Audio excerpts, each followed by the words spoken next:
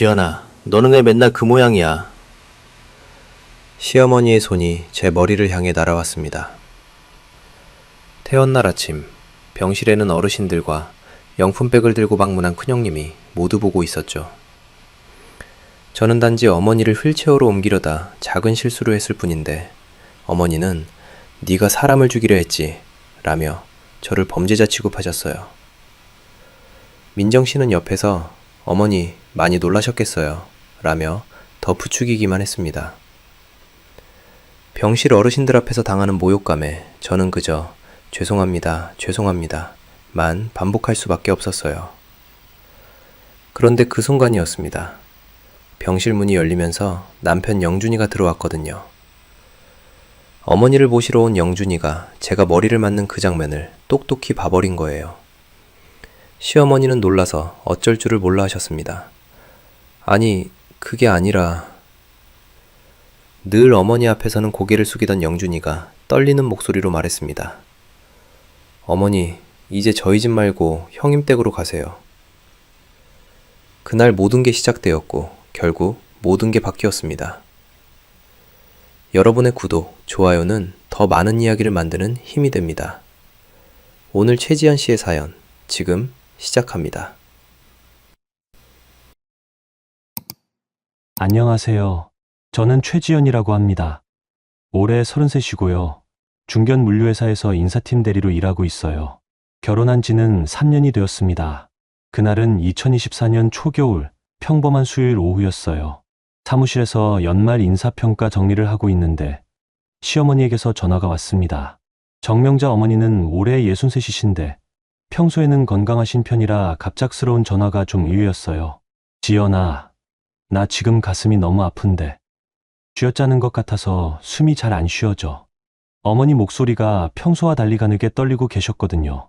제가 인사팀에서 직원 건강관리 업무도 담당하다 보니까 심근경색 견조 증상은 어느 정도 알고 있었어요. 가슴 통증, 호흡곤란, 그리고 어머니가 말씀하신 식은땀까지. 이건 정말 위험할 수 있겠다 싶었습니다. 어머니, 지금 당장 119 부르세요. 제가 바로 갈게요. 저는 팀장님께 급히 상황을 설명드리고 연차를 썼어요. 남은 휴가가 12개밖에 없었는데 그런 걸 따질 상황이 아니었죠. 택시를 타고 어머니 댁으로 달려갔는데 도착했을 때 어머니는 소파에 앉아서 얼굴이 새하얗게 질려 계셨어요. 어머니, 괜찮으세요? 119는 부르셨어요? 아직. 너무 창피해서 이럴 때가 아닌데 저는 바로 119에 전화를 걸었습니다. 상황을 설명하니 구급차가 10분 안에 온다고 하더라고요. 그 사이에 영준이에게도 연락했어요. 여보, 어머니가 가슴 통증 심하게 호소하셔서 지금 119 불렀어. 바로 대학병원으로 가게 될 것 같으니까 너도 빨리 와. 영준이는 회사에서 중요한 미팅 중이라며 허둥지둥하는 소리가 들렸어요. 그리고 형님 댁에도 연락해야 한다고 했죠. 저는 영훈 형님께 바로 연락드렸는데 영훈 형님은 엄마가?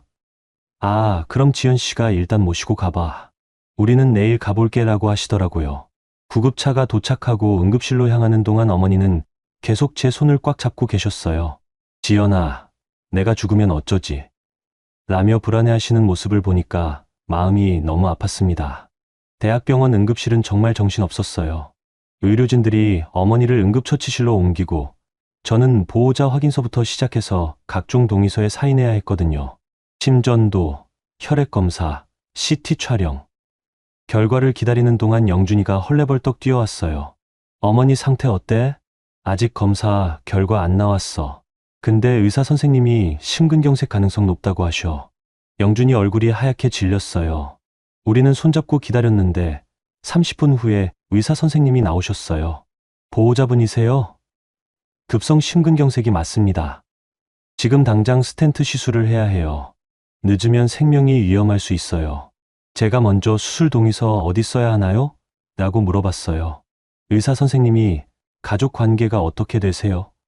라고 하시니까 영준이가 저희가 아들, 며느리입니다 라고 답했죠.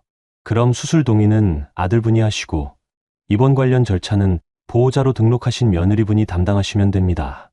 그렇게 어머니는 바로 수술실로 들어가셨어요. 3시간짜리 수술이었는데 정말 길게 느껴졌습니다. 영준이는 계속 복도를 왔다 갔다 하면서 불안해했고, 저는 입원 수속이며 각종 서류 준비하느라 발품을 팔았어요. 수술이 끝나고 의사 선생님이 나오셨을 때는 밤 10시가 넘어 있었어요. 다행히 수술은 성공적으로 끝났습니다. 2주 정도 입원하셔야 하고, 회복 기간 동안 보호자분의 세심한 관리가 중요해요. 영준이가 안도의 한숨을 쉬며 제 어깨를 꽉 안아줬어요. 그 순간 저는 결심했습니다. 어머니가 회복하실 때까지 제가 끝까지 책임지겠다고 말이에요. 여보, 내가 회사에 휴가 내고 어머니 간병할게. 그런데 지연아, 너 휴가 얼마나 남았어? 12개. 근데 어머니가 더 중요하잖아. 영준이는 고마워하면서도 걱정스러운 표정을 지었어요. 회사 일도 신경 쓰이고 제가 혼자 감당하기에는 부담이 클 것 같다고 했거든요. 하지만 저는 마음을 정했어요. 어머니를 혼자 두고 갈 수는 없었으니까요. 중환자실에서 하룻밤을 보낸 다음 날, 어머니가 일반 병실로 옮겨졌어요. 의식도 또렷해지시고 말씀도 잘 하시더라고요. 첫 마디가 지연아 고마워. 내가 아니었으면 어쩔 뻔했니였습니다. 그때 저는 정말 뿌듯했어요. 가족이니까 당연한 일을 했을 뿐인데 어머니가 그렇게 고마워해 주시니까 마음이 따뜻했거든요. 아직은 몰랐어요. 이 고마움이 나중에 어떻게 바뀔지. 그날 밤 영준이와 집에 돌아가면서 저는 말했어요. 여보, 어머니가 완전히 회복하실 때까지 내가 최선을 다할게. 우리가 진짜 효도하는 거야. 영준이도 고마워, 지연아. 어머니가 우리 지연이 만나서 정말 복 받으신 거야 라고 했죠. 하지만 그때의 우리는 알지 못했습니다. 진짜 시험은 이제부터 시작이라는 것을. 어머니의 본격적인 간병은 그 다음 날부터 시작되었어요. 저는 회사에 2주 휴가를 신청하고 매일 아침 일찍 병원에 갔습니다. 수술 후 어머니는 많이 약해져 계셨어요. 혼자서는 화장실도 가기 어려우셨고 시사할 때도 도움이 필요하셨거든요.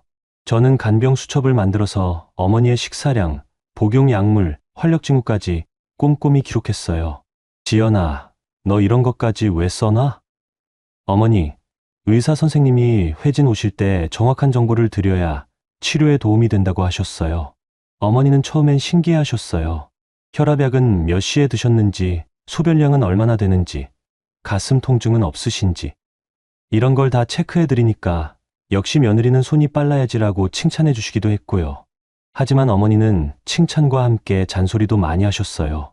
지연아, 내 베개 좀 더 높게 해줘. 아니야, 너무 높아. 이것도 모르고 뭘 해? 어머니, 이렇게 하면 어떠세요? 에휴, 답답해. 내가 하는 건 영 시원찮아.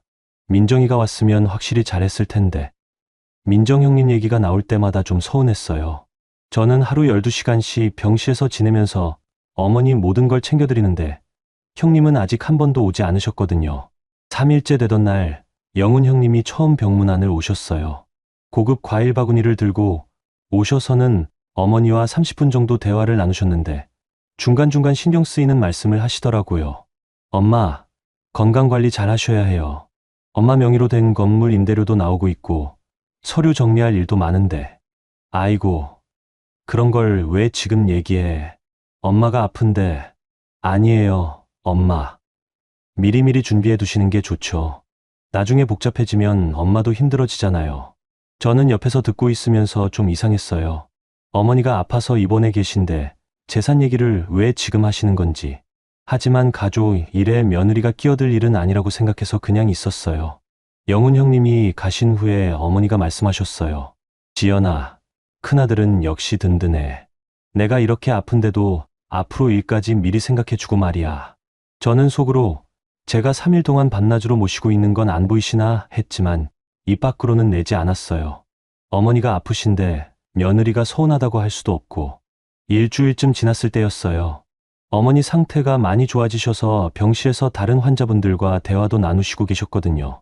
저는 그날도 평소처럼 어머니 세수 도와드리고 식사 준비하고 있었는데 갑자기 병실 문이 활짝 열렸어요.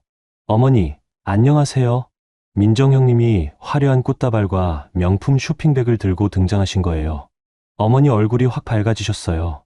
어머, 민정아, 내가 왔구나. 어머니, 많이 걱정했어요. 병원 음식이 싱거우실 텐데 전복죽 끓여서 가져왔어요. 그리고 이 꽃들 어떠세요? 어머니가 좋아하시는 카네이션으로 골랐어요. 민정 형님은 꽃을 병실 한가운데 놓고 휴대폰으로 사진을 찍기 시작했어요. 어머니와 함께 셀카도 찍고 꽃다발 든 어머니 사진도 찍고. 어머니, 인스타그램에 올려도 될까요? 어머니 빨리 회복하시라고 기도해달라고 할게요. 그래, 올려라. 우리 민정이 효심이 깊다고 사람들이 다 알게 해라. 저는 옆에서 어머니 복용하시던 약을 정리하고 있었는데 갑자기 분위기가 바뀐 느낌이었어요. 같은 병실 어르신들도 다들 민정 형님을 보고 효부네, 효부라며 감탄하시고 계셨거든요. 민정 형님이 가져온 전복죽을 어머니가 드시면서 하신 말씀이 지금도 기억나요. 역시 민정이가 끓인 죽이 제일 맛있어. 지연아, 너도 민정이한테 죽 끓이는 법 배워라. 저는 그동안 어머니 식성에 맞춰서 매일 집에서 죽을 끓여다 드렸는데 그런 건 기억도 안 나시는 것 같았어요. 민정 형님은 2시간 정도 계시면서 어머니와 즐겁게 대화하셨어요. 그런데 중간중간 제가 신경 쓰이는 말들을 하셨어요. 어머니, 제가 앞으로 자주 올게요. 지연이가 회사도 다니고 바쁠 텐데 혼자 힘들잖아요. 민정아, 고맙다. 역시 큰며느리가 든든해. 지연아, 고생 많아. 내가 와서 교대할 테니까 너는 회사 일 신경 써도 돼.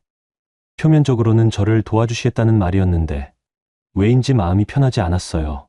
마치 제가 간병을 제대로 못하고 있다는 뉘앙스로 들렸거든요. 민정 형님이 가신 후에 같은 병실 어르신이 어머니에게 말씀하셨어요. 큰며느리가 참 유성스럽네요. 저런 며느리 둔 게 복이에요. 어머니가 대답하셨어요. 그러게 말이야. 민정이는 어릴 때부터 마음씨가 착했어. 우리 집 큰며느리가 최고야. 저는 그 말을 들으면서 가슴이 뻥 뚫린 것 같았어요. 일주일 동안 밤낮으로 모신 건 저인데 꽃다발 하나 들고 와서 사진 몇 장 찍은 분이 효부가 되어버렸네요. 그날 밤 집에 돌아와서 영준이한테 털어놨어요. 여보, 나 오늘 좀 서운했어.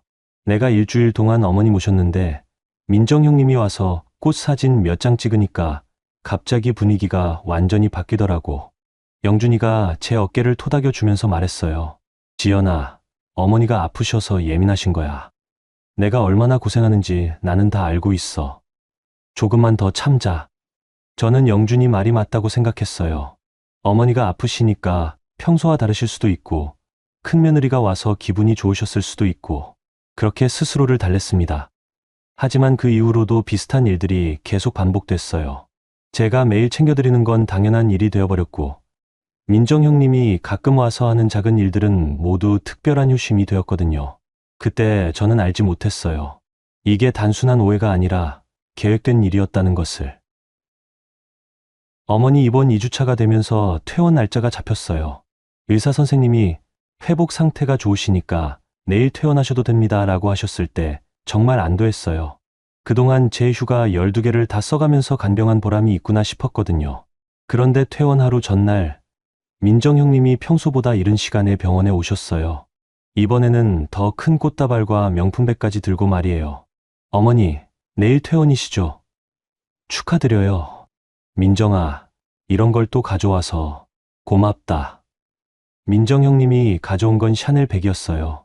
어머니가 평소에 명품을 좋아하시긴 하지만 그렇게 비싼 걸 선물로 받으시는 건 처음 보는 거였거든요.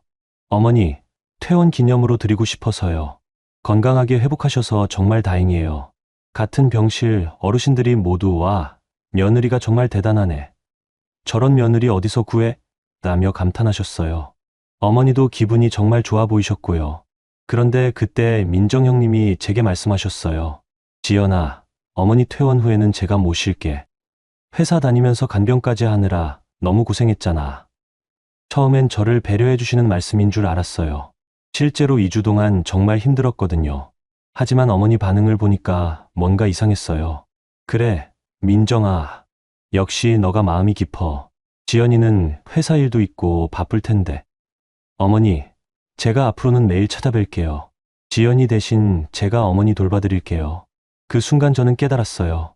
이건 단순히 저를 도와주겠다는 얘기가 아니라 아예 간병의 주도권을 가져가겠다는 뜻이구나 싶었거든요. 형님, 괜찮아요. 제가 계속. 지연아, 내가 고생을 많이 했으니까 이제는 나한테 맡겨. 어머니도 편하시도록 내가 알아서 할게. 민정 형님 말투가 한 번에 못 알아듣겠다는 식으로 단호했어요. 그러면서 어머니께 말씀하셨어요.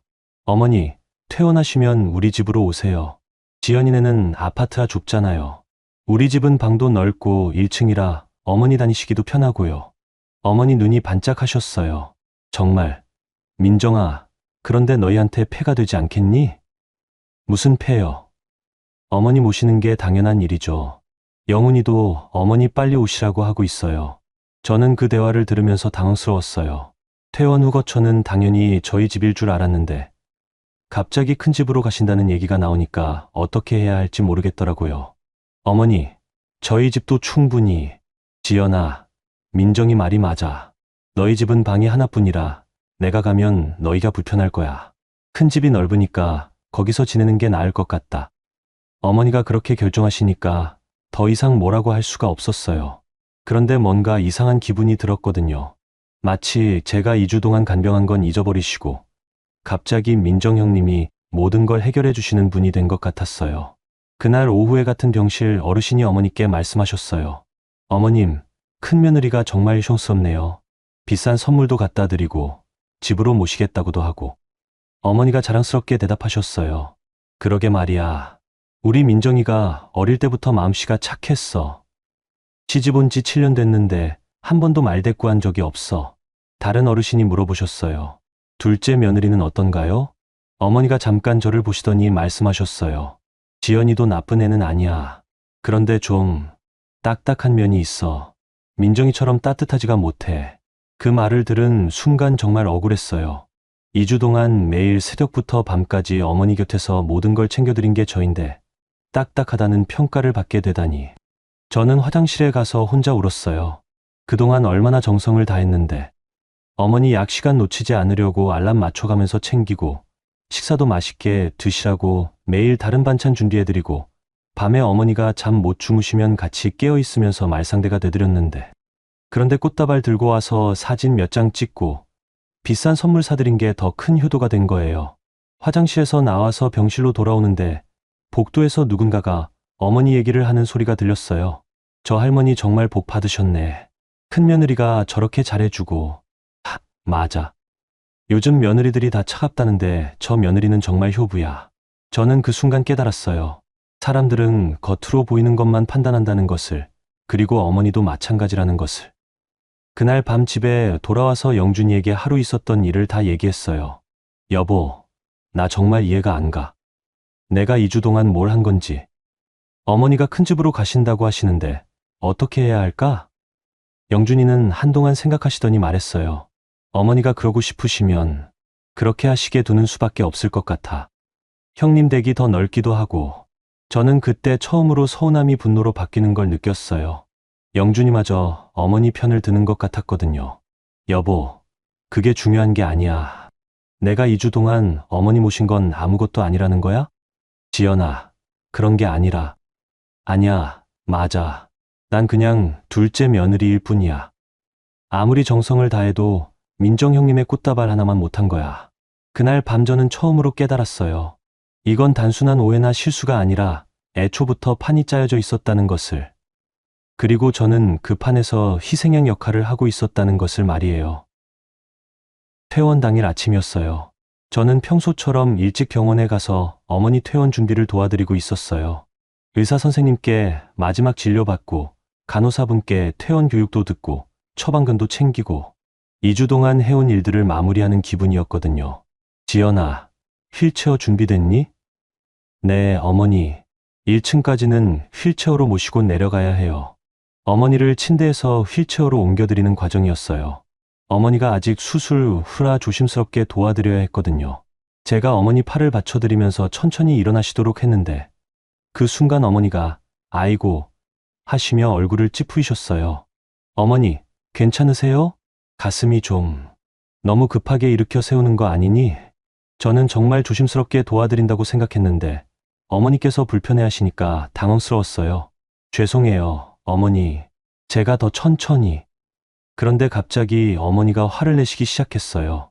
지연아, 너는 왜 맨날 그 모양이야? 사람이 아픈데 그렇게 거칠게 해? 어머니, 정말 조심스럽게. 너 지금 나를 죽이려고 했지. 어머니 목소리가 갑자기 커지니까 같은 병실 어르신들이 모두 저희 쪽을 보셨어요. 민정 형님도 바로 옆에 서 계셨고요. 저는 얼른 사과드려야겠다 싶어서 고개를 숙였어요. 죄송합니다, 어머니. 제가 잘못. 그 순간이었어요. 어머니 손이 제 머리를 향해 날아온 거예요. 탁! 하는 소리와 함께 정수리가 아팠어요. 너 같은 며느리 때문에 내가 죽겠어. 저는 완전히 얼어붙었어요. 병실에 있던 모든 사람들이 저희를 보고 있었거든요. 어르신들도, 간병인 아주머니들도, 심지어 지나가던 간호사분까지. 민정 형님이 어머니 편에서 말씀하셨어요. 어머니, 많이 놀라셨겠어요. 괜찮으세요? 민정아. 내가 이런 식으로 다칠 뻔했어. 지연이가 너무 성급하게 하니까. 저는 그저 죄송합니다, 죄송합니다만 반복할 수밖에 없었어요. 변명을 하고 싶었지만 목소리가 나오지 않았거든요. 모든 시선이 저에게 집중되어 있는 상황에서 저는 마치 진짜 잘못한 사람이 된 기분이었어요. 같은 병실 어르신 한 분이 혀를 차시며 말씀하셨어요. 요즘 며느리들이 참. 어르신을 함부로 대해서야. 그 말이 제 가슴에 비수처럼 꽂혔어요. 2주 동안 정성껏 모신 게 하루아침에 함부로 대한다는 평가로 바뀌어버렸으니까요. 어머니는 계속 저를 나무라셨어요. 지연아, 내가 좀 더 세심하게 해야지. 민정이를 봐라. 얼마나 조심스럽게 나를 모시는데. 민정 형님이 그 틈을 놓치지 않고 말씀하셨어요. 어머니, 이제 제가 모실 테니까 걱정 마세요. 앞으로는 이런 일 없도록 제가 직접 챙길게요. 저는 그 순간 정말 억울했어요. 2주 동안 단 한 번도 실수한 적이 없었는데, 아니 실수라고 할 것도 없는 작은 일로 이렇게 공개적으로 모욕을 당해야 하나 싶었거든요. 그런데 바로 그때였어요. 병실 문이 열리면서 영준이가 들어온 거예요. 어머니, 퇴원 준비 다 되셨어요? 영준이는 평소처럼 밝은 표정으로 들어왔는데 병실 분위기가 이상한 걸 바로 눈치챘어요. 그리고 제가 고개를 숙이고 서 있는 모습을 보더니 무슨 일인지 물어봤어요. 무슨 일이에요? 왜 다들? 어머니가 흥분해서 말씀하셨어요. 영준아, 지연이가 나를 휠체어에 옮기다가 너무 거칠게 해서 가슴이 아팠어. 정말 조심성이 없어. 민정 형님도 거들었어요. 영준아, 지연이가 좀 더 조심했어야 하는데. 어머니가 많이 놀라셨어. 영준이는 잠깐 동안 아무 말도 하지 않았어요. 제 얼굴을 보더니, 어머니를 보더니 다시 저를 봤어요. 그리고 제 머리에 손자국이 남아있는 걸 확인한 순간 영준이 표정이 변했어요. 어머니, 지연이 머리를 때리셨어요? 그야 지연이가 잘못했으니까. 어머니, 영준이 목소리가 조용하면서도 단호했어요. 평소에 어머니 앞에서는 항상 부심스럽게 말하던 영준이가 그런 톤으로 말하는 걸 처음 봤어요. 지연이가 2주 동안 어머니를 어떻게 모셨는지 저는 다 봤어요. 하루도 빠지지 않고 새벽부터 밤까지. 영준아, 그런데 지연이가 오늘. 어머니, 제가 봤어요. 지연이가 어머니를 때린다고 머리를 때리시는 거 제가 다 봤어요. 병실이 조용해졌어요. 영준이가 그렇게 말하니까 어머니도 민정 형님도 당황하시는 것 같았어요. 영준이는 떨리는 목소리로 말했어요. 어머니, 이제 저희 집 말고 형님 댁으로 가서 사세요. 뭐라고? 저희 집에 있는 어머니 물건들은 제가 형님 댁에 가져다 드릴게요. 어머니가 믿을 수 없다는 표정으로 영준이를 봤어요. 영준아, 내가 지금 어미를 버린다는 거야? 버리는 게 아니라 어머니께서 원하시는 곳으로 가시라는 거예요. 형님 댁이 더 넓고 좋잖아요. 영준이는 제 손을 잡고 말했어요. 지연아, 우리 집에 가자. 저는 그때까지 참고 있던 눈물이 터져 나왔어요. 영준이가 저를 지켜줬다는 안도감과 2주 동안 쌓였던 억울함이 한꺼번에 쏟아져 나왔거든요. 복도로 나오면서 저는 영준이에게 말했어요. 여보, 미안해. 내가 정말 실수한 건 아니었는데. 지연아, 내가 뭘 잘못했어? 2주 동안 너만큼 정성을 다한 사람이 어디 있어? 그런데 어머니가 틀렸어. 그리고 나도 틀렸어. 그동안 내가 혼자 감당하게 둔 것도, 오늘 저런 일을 당하게 한 것도. 우리는 병원 로비에서 한참을 서 있었어요. 영준이가 처음으로 어머니보다 저를 선택해준 순간이었거든요. 하지만 저는 알지 못했어요. 이것이 진짜 시작이라는 것을. 여러분, 여기까지 들어보시니 어떠세요? 지연 씨가 2주 동안 정성껏 시어머니를 간병했는데 결국 퇴원 날에 억울한 모욕을 당하게 됐네요. 다행히 남편 영준 씨가 그 순간을 목격하고 아내를 지켜줬지만 과연 이것으로 모든 게 해결될 수 있을까요? 시어머니와 큰집 식구들의 반응이 궁금하지 않으세요? 그럼 여러분, 다음 이야기도 계속 들어봐 주세요. 그날 오후 영준이는 정말로 이사업체에 연락했어요. 저는 처음에 설마 진짜로 할 거라고는 생각하지 못했거든요. 그런데 영준이가 진심이었어요. 지연아, 어머니 물건들 정리하자. 형님 댁으로 다 가져다 드릴 거야. 집 안에 있던 시어머니 물건들을 하나하나 챙기면서 마음이 복잡했어요. 어머니가 평소에 사용하시던 베개, 무릎 담요, 화장품들. 이런 걸 정리하면서 정말로 인연을 끊는구나 싶었거든요. 여보, 정말 괜찮을까? 이러면 어머니가 더 화나실 텐데. 지연아, 오늘 일이 괜찮다고 생각해. 2주 동안 내가 어떻게 모셨는데 저런 식으로 대접받아야 해? 영준이 목소리에 분노가 섞여 있었어요. 평소에 차분하던 영준이가 그렇게 화내는 모습을 보는 건 처음이었어요. 이사업체 직원들이 와서 어머니 물건들을 박스에 담았어요. 생각보다 많았더라고요. 의류부터 시작해서 건강식품, 책, 액자까지. 어머니가 저희 집에서 3년 동안 생활하시면서 쌓인 흔적들이었어요. 영준이가 직접 영훈 형님께 전화했어요. 형님, 어머니 물건들 형님 댁 앞에 가져다 놓겠습니다. 어머니께서 형님 댁에서 지내시겠다고 하셔서 전화 너머로 영훈 형님이 놀라시는 소리가 들렸어요. 야, 영준아, 무슨 소리야 그게? 엄마를 형님 댁으로 떠넘기겠다는 거야? 떠넘기는 게 아니라 어머니께서 원하시는 거잖아요. 형님 댁이 더 넓고 좋다고 하셨으니까. 너 지금 제정신이야? 엄마가 아파서 퇴원하시는데 이런 식으로 해? 영준이는 차분하게 대답했어요. 형님, 어머니께서 지연이 머리를 때리셨어요. 2주 동안 간병한 지연이를 그런 식으로 대하시는 어머니와는 같이 살 수 없어요. 전화가 끊어진 후에 영준이가 저에게 말했어요. 지연아, 앞으로 힘들어질 거야. 친척들이 다 우리를 욕할 거고 내 친정에서도 뭐라고 할 수 있어. 그래도 괜찮을까? 저는 잠시 고민했어요. 정말로 이렇게 하는 게 맞는 걸까? 어머니가 아프신데 이런 식으로 관계를 정리하는 게 옳은 걸까? 하지만 그 순간 오늘 아침 어머니가 제 머리를 때리던 모습이 떠올랐어요. 그리고 병실 사람들이 저를 보던 시선들도. 여보, 해보자. 나도 더 이상은 못 참겠어. 오후 6시쯤 영훈 형님 아파트 앞에 어머니 짐들을 쌓아뒀어요. 문 앞에 깔끔하게 정리해서 놓고 영훈 형님께 문자를 보냈어요. 그 후 30분도 안 돼서 영훈 형님한테서 전화가 왔어요. 야, 서영준. 너 정말 미쳤냐? 엄마 짐을 문 앞에 갖다 버리고 가. 형님, 버린 게 아니라 어머니가 지내실 곳으로 가져다 드린 거예요. 너 지금 엄마를 버리는 거야. 불효자. 영준이 목소리가 떨렸어요. 하지만 단호했어요. 형님, 불효자는 따로 있어요.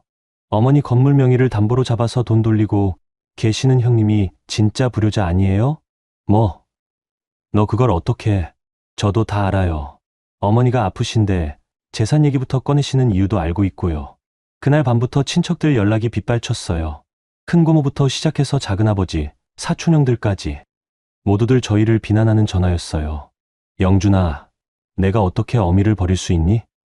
지연이가 무슨 잘못을 했다고 엄마를 내쫓아? 요즘 며느리들이 참 너무 버릇없어.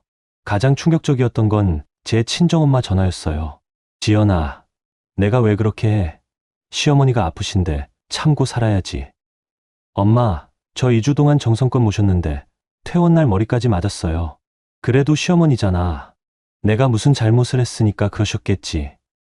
어른들이 괜히 화내시겠어? 친정엄마조차 저를 이해해주지 않으니까 정말 절망적이었어요. 온 세상이 다 저를 나쁜 며느리로 보는 것 같았거든요. 그날 밤 영준이와 텅 빈 거실에 앉아서 이야기했어요. 여보, 우리가 잘못한 걸까? 다들 우리를 욕하는데. 영준이가 제 손을 잡고 말했어요. 지연아, 내가 맞는 집은 집이 아니야. 내가 2주 동안 어떻게 고생했는데. 그건 인격적인 대우가 아니었어. 그런데 어머니가 아프신데. 아프시다고 해서 다른 사람을 때려도 되는 거야? 특히 너처럼 정성을 다한 사람을? 그때 영준이가 한 말이 아직도 기억나요. 지연아, 나는 오늘 결정했어. 어머니의 아들이기 전에 내 남편이 되기로. 내가 존중받지 못하는 관계는 더 이상 지키지 않을 거야. 저는 그 순간 마음이 움직였어요. 영준이가 처음으로 어머니와 저 사이에서 저를 선택해 준 거였거든요. 여보, 고마워. 나도 더 이상 맞고 살지는 않을게. 하지만 저희가 예상하지 못한 건 이제부터가 진짜 시작이라는 것이었어요. 영훈 형님과 민정 형님은 저희를 가만두지 않을 계획을 세우고 있었거든요. 그들에게는 어머니의 건물명이라는 더 큰 목표가 있었으니까요. 단절을 선언한 지 2주가 지났어요. 조용할 줄 알았는데 오히려 상황이 더 복잡해졌어요. 영훈 형님이 가족 단톡방을 만들어서 저희를 압박하기 시작한 거예요. 엄마 건강이 갑자기 악화되셨습니다. 혈압이 200까지 올라가셨어요. 병원 응급실에서 링겔 맞고 계세요. 이러다 큰일 날 것 같습니다. 영준이와 지연 씨 때문에 엄마가 스트레스 받아서 이런 거 아니에요? 매일 이런 메시지들이 올라왔어요. 단톡방에 있는 친척들도 하나둘씩 저희를 비난하는 댓글을 달기 시작했고요. 영준이가 너무했다. 지연이도 좀 참지, 시어머니인데. 요즘 젊은 며느리들이 참. 저는 그 메시지들을 보면서 죄책감이 들었어요. 정말 어머니가 저희 때문에 아프신 건 아닐까 하는 생각이 들었거든요. 여보, 어머니가 정말 많이 아프신가 봐. 우리가 가서 확인해 봐야 하는 거 아닐까? 영준이는 고개를 저었어요. 지연아, 형님이 보내는 사진들 잘 봐. 어머니가 정말 위독하시다면 사진 찍을 여유가 있을까? 실제로 영훈 형님이 보낸 사진을 자세히 보니까 이상한 점들이 있었어요. 어머니가 응급실에 계신다고 했는데 민정 형님과 웃으면서 셀카를 찍은 사진도 있고 병원 음식이라며 보낸 사진은 명백히 집에서 만든 죽이었거든요. 그러던 중에 민정 형님한테서 개별 연락이 왔어요. 지연아, 우리 따로 만나서 얘기하자. 커피나 한잔 하면서 말이야. 저는 혹시 화해의 신호일까 싶어서 나가봤어요. 카페에서 만난 민정 형님은 생각보다 친근하게 대해주셨어요. 지연아, 그동안 고생 많았어. 어머니 간병하느라. 형님, 말씀 고맙습니다. 근데 말이야, 어머니가 정말 많이 상심하고 계셔. 영준이가 그렇게 나올 줄 몰랐대. 민정 형님은 어머니 안부를 전하면서 슬쩍 다른 얘기를 꺼내셨어요. 사실 어머니가 요즘 걱정이 많으셔. 건물 관리라든지 각종 서류 정리라든지. 나이 드시니까 복잡한 일들이 부담되시나 봐. 그러시군요. 그래서 말인데 어머니가 건물 명의를 우리한테 넘기시면 마음 편히 모실 수 있을 것 같아서 그래. 어차피 나중에는 상속받을 거잖아. 그 순간 저는 깨달았어요. 이게 진짜 목적이었구나. 형님, 그런 건 어머니께서 직접 결정하실 문제 아닌가요? 물론이지. 어머니도 동의하셨어. 다만 영준이가 반대할까봐 걱정이시더라고. 동생들이 억지 부리면 어쩌나 하고 말이야. 민정 형님 말투에서 협박이 느껴졌어요. 마치 저희가 어머니 재산을 노린다는 식으로 몰아가려는 것 같았거든요. 형님, 저희는 어머니 재산에 관심 없어요. 다만, 그런 명예 이전에 동의해 줄 수 있겠네. 어머니 마음도 편해지실 거고, 우리도 마음 놓고 모실 수 있고. 저는 그 자리에서 대답하지 않고 일단 영준이와 상의해 보겠다고 했어요. 집에 돌아와서 민정 형님과의 대화를 영준이에게 그대로 전했어요. 여보, 진짜 목적이 이거였구나. 어머니를 이용해서 건물을 가져가려는 거였어. 영준이도 놀라워했어요. 형님이 그렇게까지 할 줄은. 그런데 지연아, 혹시 어머니가 정말 동의하신 걸까? 아니면 형님이 어머니를 설득하신 것 같아. 우리가 불효자라고 하시면서 우리는 이 상황을 어떻게 해결해야 할지 고민했어요. 그냥 넘어가자니 억울하고 맞서자니 이길 확신도 없었거든요. 그때 영준이가 제안했어요. 지연아, 법무 상담을 받아보자. 이런 상황에서 우리가 어떻게 해야 하는지 전문가 조언을 들어보는 거야. 다음날 법무법인에 갔어요. 변호사님께 지금까지의 상황을 자세히 설명드렸더니 심각한 표정을 지으시더라고요. 이건 명백한 가스라이팅이고 재산 강탈 시도예요. 특히 환자의 심리적 취약 상태를 이용해서 명예 이전을 유도하는 건 법적으로도 문제가 될 수 있어요. 변호사님이 조언해 주신 내용이 도움이 됐어요. 우선 모든 대화를 녹취하세요. 그리고 시어머니의 의료 기록도 챙겨두시고요. 나중에 증거로 사용할 수 있어요. 그리고 시어머니께서 정말 자발적으로 명예 이전을 원하시는지 확인해 보세요. 만약 강요나 회유가 있었다면 무효 소송이 가능합니다. 법무 상담을 받고 나니까 마음이 좀 정리됐어요. 우리가 무조건 당해야 하는 상황이 아니라는 걸 알게 된 거예요. 집에 돌아와서 영준이와 앞으로의 계획을 세웠어요. 여보, 이제 더 이상 숨지 말자. 나는 어머니한테 진실을 말할 거야. 무슨 진실? 어머니가 나를 때린 게 병원에서만이 아니었다는 것. 그동안 남편 입장 때문에 참았던 것들을 다 얘기할 거야. 영준이가 놀라워했어요. 지연아, 그게 무슨 말이야? 저는 그동안 숨겨왔던 이야기를 영준이에게 털어놨어요. 어머니의 손찌검이 처음이 아니었다는 것. 제가 실수할 때마다 머리를 때리시곤 했다는 것. 그런데 영준이가 곤란해질까 봐 말하지 않았다는 것. 영준이 얼굴이 하얗게 질렸어요. 지연아, 내가 몰랐어. 왜 말하지 않았어? 여보가 힘들어할까 봐. 그리고 시어머니니까 참아야 한다고 생각했어. 그날 밤 우리는 더 이상 참지 않기로 결심했어요. 진실을 밝히고 정당하게 맞서기로 한 거예요. 하지만 영훈 형님과 민정 형님도 가만히 있지 않았어요. 그들은 더 큰 카드를 준비하고 있었거든요. 한 달 후 영훈 형님이 가족 모임을 제안했어요. 가족끼리 이렇게 등 돌리고 살 수는 없다 하며 친척들까지 다 모여서 이야기하자고 하셨거든요. 저는 가고 싶지 않았어요. 뻔히 저희를 몰아세우려는 자리라는 걸 알고 있었으니까요. 하지만 영준이가 말했어요. 지연아, 이번이 기회야. 우리도 할 말이 있잖아. 피하지 말고 정면으로 맞서보자. 모임 장소는 큰 식당 룸이었어요. 영은 형님, 민정 형님은 물론이고 큰 고모, 작은 아버지, 사촌 형들까지 총 10명 정도가 모였어요. 어머니도 오셨는데 많이 야위셔 보였어요. 영은 형님이 먼저 입을 열었어요.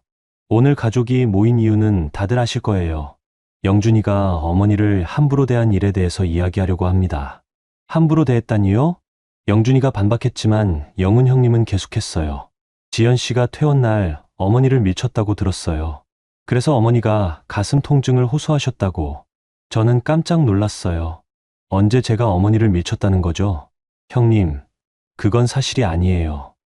저는 지연 씨, 여러 사람이 봤다고 해요. 병실 어르신들도 다 목격하셨고 민정 형님이 거들었어요. 맞아요. 제가 그 자리에 있었는데 지연이가 어머니를 너무 거칠게. 그 순간 영준이가 가방에서 뭔가를 꺼냈어요. 형님, 그럼 이것부터 보시죠. 영준이가 내놓은 건 병원 기록지였어요. 이건 어머니가 퇴원 당일 간호사에게 하신 말씀이 기록된 거예요. 가슴이 아프다고 호소하신 시각이 정확히 오전 9시 23분이에요. 그런데 지연이가 어머니를 도운 시각은 9시 40분이었어요. 영훈 형님 얼굴이 굳어졌어요. 그리고 이건 병원 복도 CCTV 영상을 받은 거예요. 지연이가 어머니를 어떻게 도왔는지 다 나와 있어요. 영준이는 태블릿을 꺼내서 영상을 틀었어요. 영상에는 제가 정말 조심스럽게 어머니를 부축해드리는 모습이 나와 있었어요. 밀치거나 거칠게 한 장면은 전혀 없었죠. 그럼 어머니가 왜 아프다고 하셨을까요? 이건 수술 후 자연스러운 통증이었어요. 그런데 지연이 때문이라고 누명을 씌우셨죠. 친척들이 웅성거리기 시작했어요. 분위기가 바뀌는 게 느껴졌어요. 영준이는 계속했어요. 그리고 이건 지난 2주 동안 형님이 단톡방에 보내신 메시지들이에요. 핸드폰 화면을 보여주며 영준이가 말했어요. 어머니 혈압이 200까지 올라갔다. 응급실에서 링겔 맞고 계신다. 그런데 형님이 같은 날 민정 형님과 찍은 사진을 보세요. 어머니가 웃으시면서 집에서 식사하고 계세요. 민정 형님 얼굴이 빨개졌어요. 영준아, 그건 어머니가 잠시 나아지셔서. 그럼 이건 어떻게 설명하실 건가요? 영준이가 마지막 카드를 꺼냈어요. 서류 봉투를 열면서 말했어요. 이건 어머니 소유 건물에 대한 담보 설정 서류예요. 영훈 형님이 어머니 건물을 담보로 잡아서 3억 원을 대출받아 주식 투자에 사용하신 기록이에요. 식당이 조용해졌어요. 영훈 형님 얼굴이 새하얗게 질렸어요. 그리고 이 서류에 따르면 형님이 주식에서 손실을 보셔서 담보를 현금으로 정리하지 못하는 상황이에요. 그래서 어머니 명의를 아예 형님께 넘기려고 하신 거죠? 어머니가 충격받으신 표정으로 영훈 형님을 보셨어요. 영훈아, 이게 뭐니?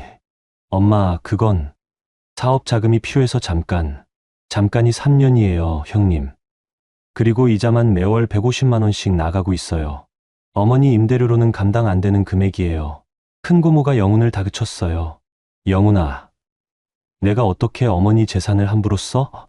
영훈 형님이 변명했어요. 고모, 이건 오해예요. 저도 어머니 생각해서 손찌검을 합리화하셨나요? 영준이가 조용히 말했어요. 어머니, 지연이를 때리신 게 퇴원 날이 처음이 아니죠? 어머니가 깜짝 놀라셨어요. 뭐라고? 지연이가 결혼 후 3년 동안 어머니께 몇 번 맞았는지 아세요? 제가 집에 없을 때마다. 저는 영준이를 말렸어요. 여보, 됐어. 안 돼. 지연아, 이제 다 말해야 해. 영준이가 어머니를 보며 말했어요. 어머니가 화가 나시면 지연이 머리를 때리시는 게 습관이었어요. 그런데 지연이가 어머니 체면 때문에 저에게 말하지 않았던 거예요. 어머니가 당황하셨어요. 그건 내가. 어머니, 지연이가 2주 동안 어떻게 모셨는지 잊으셨어요? 자기 휴가 다 써가면서 밤낮으로 간병하면서. 그런 지연이를 효부라고 불러주신 적이 한 번이라도 있었나요? 식당이 정말 조용해졌어요. 친척들이 모두 어머니와 영훈 형님을 보고 있었어요. 작은아버지가 한숨을 쉬며 말씀하셨어요. 영훈아, 내가 너무했다. 어머니 아픈 걸 이용해서 재산까지 탐내고, 지연이도 정말 고생 많이 했구나. 우리가 오해했네. 어머니가 처음으로 고개를 숙이셨어요. 내가 잘못했나. 그 순간 저는 이 모든 갈등이 끝나기 시작했다는 걸 느꼈어요. 하지만 마지막 결말이 남아 있었습니다. 가족 모임이 끝난 후 며칠 동안은 조용했어요. 영훈 형님은 담보 정리 문제 때문에 바쁘셨고, 어머니는 아무에게도 연락하지 않으셨거든요. 일주일 후 어머니에게서 직접 전화가 왔어요. 지연아, 우리 만나서 이야기 좀 할 수 있을까? 저는 영준이와 함께 어머니를 만나러 갔어요. 어머니는 많이 초췌해 보이셨어요. 지연아, 앉아라. 어머니 목소리가 평소와 달리 조심스러웠어요. 어머니, 건강은 어떠세요? 몸은 괜찮아. 근데 마음이 편하지 않구나. 어머니가 한동안 말씀하지 않으시다가 천천히 입을 여셨어요. 지연아, 내가 내게 손을 올린 거 미안하다. 저는 깜짝 놀랐어요. 어머니가 사과하실 줄은 몰랐거든요. 어머니, 내가 그때 왜 그랬을까 생각해 봤는데 병원에서 아프고 불안해서 그랬나 봐. 그래도 그건 핑계가 안 되지. 어머니가 계속 말씀하셨어요. 그동안 너를 너무 당연하게 생각했어. 내가 해주는 걸 당연하다고 여기고 고마워하지도 않고. 어머니, 괜찮아요. 괜찮지 않아. 너는 2주 동안 나를 그렇게 정성껏 모셨는데 내가 어떻게 대했니? 어머니 눈에 눈물이 맺혔어요. 민정이가 꽃 한 번 가져온 걸로 효부라고 하면서 정작 밤낮으로 날 돌본 너는 못 본 척했어. 저도 눈물이 났어요. 그동안 억울했던 감정들이 조금씩 풀어지는 기분이었거든요. 영준이가 말했어요. 어머니, 지연이는 정말 최선을 다했어요. 그런데 인정받지 못해서 많이 힘들어했어요. 알아. 내가 늙어서 고집만 세졌나 봐. 영훈이 말만 듣고 판단했어. 어머니가 영훈 형님 얘기를 꺼내셨어요. 영훈이가 건물 담보로 잡은 거. 나는 몰랐어. 서류에 사인해달라고 해서 해준 건데 그게 그런 거였는지. 어머니도 속으신 거예요. 근데 지연아, 한 가지 묻고 싶은 게 있어. 너는 앞으로 어떻게 하고 싶니? 저는 잠시 생각했어요. 그동안 마음속에 담아두었던 말들을 해야 할 때가 온 것 같았어요. 어머니, 저는 앞으로 인격적으로 존중받지 못하는 간병은 하지 않겠어요. 어머니가 놀라셨어요. 그게 무슨 뜻이니? 저를 때리시거나 모욕하시면 그 순간 저는 떠날 거예요. 가족이라는 이름으로 참지 않겠다는 뜻이에요. 영준이가 제 손을 잡아줬어요. 그리고 어머니가 정말 도움이 필요하실 때는 최선을 다해서 도와드릴게요. 하지만 저를 시험하거나 길들이려 하시면 안 돼요. 어머니가 한동안 생각하시더니 말씀하셨어요. 지연아, 너 말이 맞다. 내가 너를 사람으로 대접하지 않았구나. 어머니, 근데 어머니한테 마지막으로 기회를 줄 수 있겠니? 내가 진짜로 변할 수 있는지. 저는 영준이를 보고 영준이가 고개를 끄덕였어요. 어머니, 시간을 두고 지켜볼게요. 하지만 조건이 있어요. 어떤 조건? 영훈 형님과 민정 형님이 어머니를 이용해서 재산을 가져가려는 일은 법적으로 막을 거예요. 그리고 어머니가 진짜 건강하실 때만 저희가 찾아뵐게요. 어머니가 무겁게 고개를 끄덕이셨어요. 그리고 어머니, 저희 집이 아닌 다른 곳에서 지내세요. 어머니께서 독립적으로 생활하시는 게 서로에게 좋을 것 같아요. 영준이가 말했어요. 어머니, 고향에 있는 집은 어떠세요? 공기도 좋고 조용해서 회복하기에 좋을 거예요. 어머니가 잠시 고민하시더니 말씀하셨어요. 그럴까? 서울에서는 영훈이 생각만 나고 마음이 복잡해. 고향에서 조용히 지내는 것도 좋겠네. 그렇게 어머니는 고향집으로 가시기로 결정하셨어요. 영훈 형님은 담보 문제 해결하느라 정신없으셨고, 민정 형님도 더 이상 어머니께 접근하지 못하게 됐어요. 한 달 후, 어머니께서 고향에서 전화를 주셨어요. 지연아, 고향에서 지내니까 마음이 참 편해. 그동안 서울에서 너무 바쁘게 살았나 봐. 어머니, 건강하시면 된 거예요. 그리고 지연아, 고맙다. 내가 나를 포기하지 않아줘서. 저는 그 말을 들으면서 마음이 따뜻해졌어요. 드디어 어머니와 정말 건강한 관계를 시작할 수 있을 것 같았거든요. 지금은 한 달에 한 번씩 어머니를 찾아봬요. 서로 부담 없이 존중하면서 만나고 있어요. 어머니도 예전처럼 화를 내시지 않으시고, 저도 더 이상 참기만 하지 않아요. 영준이와 저는 그 일을 겪으면서 더 단단해졌어요. 가족이라는 이름으로 무조건 희생하는 것이 아니라 서로 존중하면서 관계를 만들어가는 법을 배웠거든요. 지금 생각해보면 그때 영준이가 어머니, 이제 형님 댁으로 가세요라고 했던 것이 모든 것의 시작이었어요. 그 한마디가 저희 인생을 바꿔놓았으니까요. 가족이라는 이름의 폭력을 멈추고 각자의 인격과 존엄을 지키는 것. 그것만이 진정한 안식처를 만드는 길이라는 걸 깨달았습니다. 여러분, 오늘 지연 씨의 이야기 어떠셨어요? 처음엔 정말 마음이 아팠죠. 2주 동안 정성껏 시어머니를 간병했는데 퇴원 날 억울한 모욕을 당하는 모습을 보면서 많은 분들이 공감하셨을 거예요. 아마 여러분 중에도 비슷한 경험 있으신 분들 계실 텐데요. 하지만 이 이야기에서 가장 중요한 건 지연 씨와 영준 씨가 선택한 용기였어요. 가족이라는 이름으로 무조건 참는 것이 아니라 서로 존중하는 관계를 만들어가기로 결심한 거죠. 특히 남편 영준 씨가 아내 편에 서서 어머니, 이제 형님 댁으로 가세요 라고 했던 그 순간이 모든 걸 바꾸었어요. 때로는 용기 있는 한마디가 잘못된 관계의 고리를 끊을 수 있다는 걸 보여준 거죠. 그리고 영훈 형님과 민정 형님의 진짜 목적이 드러났을 때 많은 분들이 속이 시원하셨을 거예요. 결국 진실은 밝혀지더라고요.